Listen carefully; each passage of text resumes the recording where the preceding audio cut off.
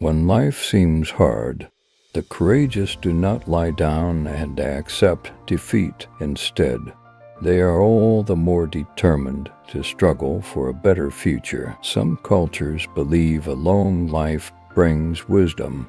I'd like to think so, perhaps. Part of that wisdom is to recognize some of life's baffling paradoxes, such as the way human beings have a huge propensity for good and yet a capacity for evil. None of us can slow the passage of time, and while we often focus on all that has changed in the intervening years, much remains unchanged, including the gospel of Christ and his teachings. When it comes to how to mark 70 years as your queen, there is no guidebook to follow. It really is a first. But I have been humbled and deeply touched that so many people have taken to the streets to celebrate my platinum jubilee. We all need to get the balance right between action and reflection. With so many distractions, it is easy to forget to pause and take stock. It has been women who have breathed gentleness and care into the harsh progress of mankind. I am reminded of a lady of about my age who was asked by an earnest little granddaughter the other day, "Granny, can you remember the Stone Age?" Whilst that may be going a bit far, the older generation are able to give a sense of context as well as the wisdom of experience, which can be invaluable. I simply ache from smiling.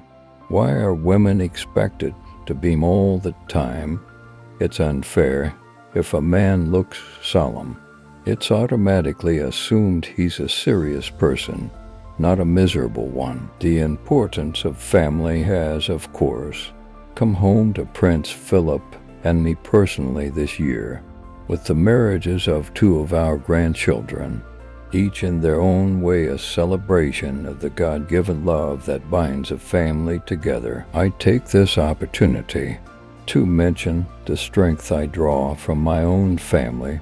The Duke of Edinburgh has made an invaluable contribution to my life over these past 50 years, as he has to so many charities and organizations with which he has been involved. All too often, I fear, Prince Philip has had to listen to me speaking.